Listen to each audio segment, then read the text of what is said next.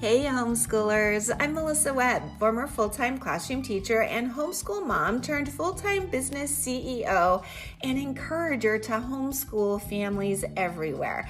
Yes, I want to give you sound, educational, practical tips and advice, at the same time making sure that you're enjoying the family journey that you are on.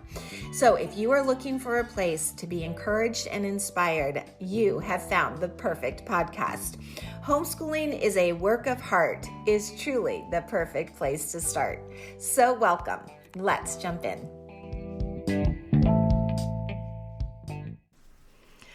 Well, hello, my friends. I hope you are having the most fabulous day. I believe that this episode's actually going to air on Christmas Day. Maybe while you're prepping or cleaning up, you will have a chance to listen to it, or after all of the fun and festivities, you'll get a chance to tune in. I was preparing and getting things all ready for our holiday traditions. And when I was checking my emails, I had seen that one of our friends, whose daughter has kept a blog for years now, a blog I love, by the way, had posted about some of the goals that she had set for 2025. And she was checking in and letting us know if she was able to check those things off or plan to repeat them for a goal for next year. And I will link to her blog. It's kimberleek.com. But this personal blog is just precious. She writes about ordinary life, but in an extraordinary way. She shares things she notices or lessons that she's learning, and these little moments that she does not want to forget. And they are just great pieces of writing. I love reading them. She even has these fun yearly recaps, like I mentioned, or monthly favorites, where just she honestly reflects on her life and motivation, her creativity. You may enjoy it. I was enjoying it the other day. And most recently, she had written about the success of color walks. It's something she actually started a couple of years ago, and she continues doing. She mentioned that it had been trending on social media in like 2020 to 2022, kind of when we were in lockdown and people just needed to get out of the house. And it was just something that became popular, where you would choose a color and go for a walk and just focus on finding that one color. I had come across another creator who shared something so simple but very interesting. She had said that she noticed when she chose colors for her color walk, depending on the color she chose, she would have a different reaction. For example, she said if she were looking for a certain shade of blue, any shade of blue, she felt calmer.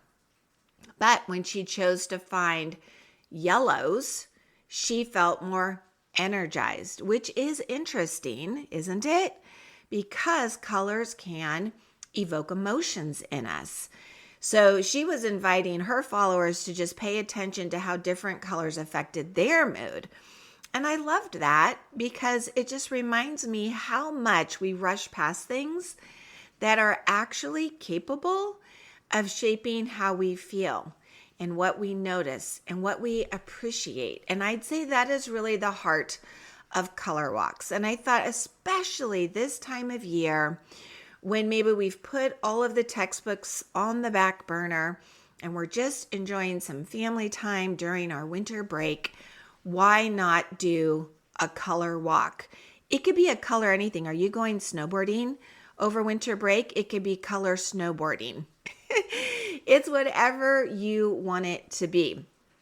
But what I would say is it's a great thing to do when you're going outside. You could even do a color long drive if you have to go somewhere. There are other connections to this. As I kept learning and reading about it, I had seen that this is actually something that's been around for a long time. Therapists would recommend this, or mindfulness coaches would recommend color walks for anybody who was really feeling desperate to feel better mentally. Even early childhood educators have used this idea long before social media actually gave it the catchy name. So at its core, I just want to assure you this isn't a gimmick, and it certainly wouldn't be a waste of time because the focus is on intentional noticing. And something humans have always needed, and something unfortunately we do far too little of now, is getting outside, slowing down, and just noticing what is around us. Like I said, social media gave it like a visual hook, a hashtag, and people will take pictures of all the things they find in that color, then they'll turn it into a reel. But I want to talk to you as a mom, as a teacher, as somebody who just wants more wellness in your home and within your family. I say you don't need to bring your phone at all on these color walks. I mean, you can, but you certainly don't need to take it out. It could turn into that. It could turn into an art project. But maybe for the first one, just be present. And I think that really matters today. We are indoors so much, especially when the weather gets cooler. We've had some rain, but as soon as you have a break in that, or even if it's just a little bit of rain, go for a walk with your umbrellas.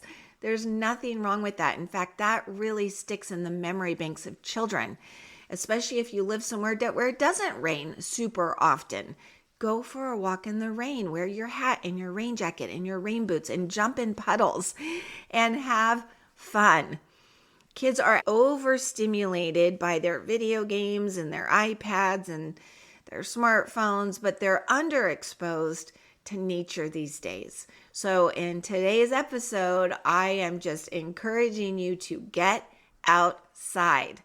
It shouldn't feel like one more thing that you have to do. It's just something fun you get to do. It doesn't have to be big. It doesn't have to be planned. It doesn't have to be perfect. I know some of you are like, no, if it can't be a hike or a full day park day or a long adventure, I'm feeling like it just really didn't matter. No. This is where a color walk could come in so perfectly. It's so incredibly simple. Before you head out, you choose a color. That's it. You could put the colors of the rainbow into a jar, and then somebody just pulls out a color. You could do this for 7 days straight and get each of the colors in there. You could do it once every few days. There are no rules or regulations for it, but you just pick one color and then you go for a walk. This could be a 10-minute walk, a 20-minute walk, doesn't matter. Just a walk in the neighborhood, and you're just going to look for that color wherever it shows up. It could be in somebody's bike. It could be a color you see on somebody's shoes in the neighborhood, on a sign. It could be in the trees or on flowers. It could be on the houses, birds, leaves. I mean, any of it, every part of it counts. A car that goes by. There's no rushing with this. There's no phone scrolling with this. You are just noticing. And it's not a rush walk. It's a slower walk so that you notice things and share what you're noticing. It's that simplicity that makes it so special. The color walk engages the brain without overwhelming it.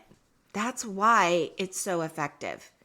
Color walks will actually move us out of productivity. We're not getting something done. We're just moving into presence. It will calm nervous systems naturally as well. And I will just tell you, for kids, it's going to help them kind of train their attention skills, their observation skills. And those skills may not seem like they support learning and writing, but they do. That learning to pay attention to detail. And for you as the parent, it allows you just to slow down. You're not having to sit still. You're still getting fresh air. You're still able to clear your mind.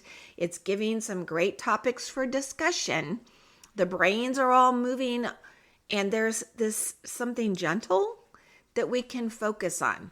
Back a few months ago, I did an episode, I think it was episode 92. Yep, episode 92. I did an episode on the 1,000 hours outside trend, which is also a really wonderful thing to take a listen to if you're not familiar with that. I think I called it Get Out and Stay Out. And again, it's just about the consistency of being outside every day, that you are capable of being outside. If it's a super cold or a super hot day, you're probably not going to be out for a long time, but you can still get out there. And so color walks actually tie so beautifully to the 1,000 hours outside. And again, you don't have to be outside for long stretches of time. 10 minutes, 15 minutes, absolutely counts. But it's these small daily habits that add up faster than an occasional super big outing once a month. It's these little things that are going to give outdoor time a purpose without turning it into a learning moment. It's just a observational moment. And doesn't that feel doable? I really hope it does. I know that you carry a heavy mental load all the time. Around the house, it looks like you're just washing dishes or folding laundry, but I know your brain is constantly going, because that's how mine is too. I'm always planning, or I'm thinking, or I'm trying to solve a problem. It seems like I'm so quiet, but my mind never is. And I bet you can relate to that. And so I'm going to be giving color walks a try over this break. I want my brain to have a soft landing spot, and I'm going to just pick a color a day and go out and look for it. I want to reduce stress. I want this quiet moment where I can just observe. And I think that this could do that for you as well. So I do hope you give it a shot. Like I said, you can choose one color a day or one color a week, doesn't matter. I would let each kid in your family get to choose. You could do from the youngest to the oldest, pull numbers, however you want to do that. But keep a simple mental tally or write them down, however you want to do it. Even on the new calendar for the year, you could put a color on each day. But then talk on the walk. And then even later at lunch or dinner time, talk again about what you noticed afterward. If it adds joy, you could follow up in so many ways. You could do a walk where you take pictures of the colors you see. You could follow up with a drawing. You could even journal about it. But if that doesn't land, then skip it. It's all about less structure. That often can lead to more engagement. So again, don't try to push it into something else. This really is meant to be a gentle call to action, something that I hopefully can give you today that you walk away and say, you know, that sounds like a lovely idea. That sounds relaxing. That sounds nice. And I know maybe I'm catching you at a very busy time and you're already thinking, I don't know when we would do that. I don't have time. Or maybe you're like, my kids will complain if I tell them we're going to go for a walk. Some people could even think this sounds too simple. I'm not sure it would really matter, but simple is often what works best. That has been my experience. It just works better for everyone involved. Simplicity is a beautiful thing. For me, I have learned when doing many walks and hikes with not only my own children, but on field trips where I've hosted it for many other children, although they may begin complaining, it usually fades once movement begins. And as long as it's not hours long, you will get complaining on the end if that happens.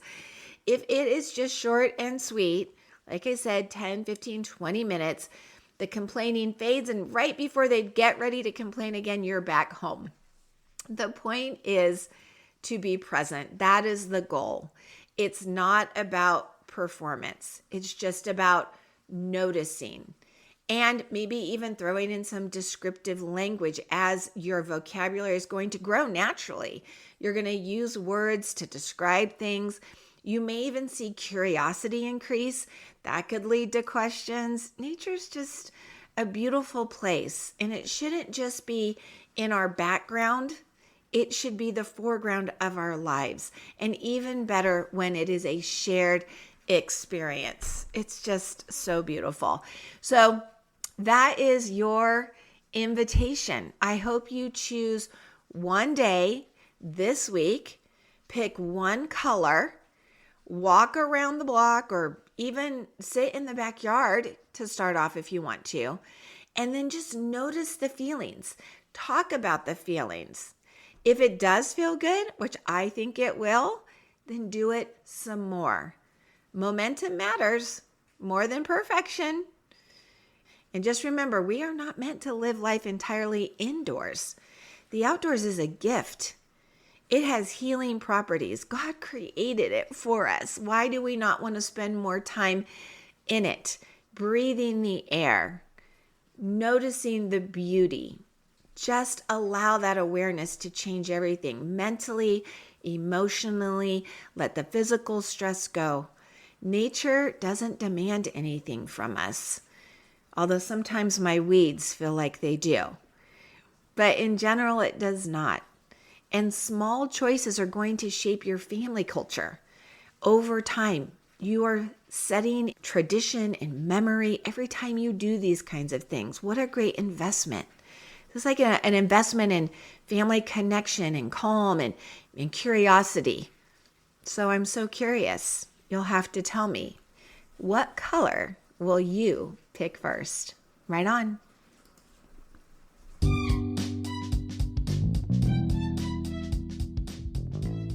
Well, thanks so much for tuning in and listening this week. Hey, if this was something that you found valuable, don't forget you want to subscribe or follow so that every time a new episode is dropped, you'll be the first to know.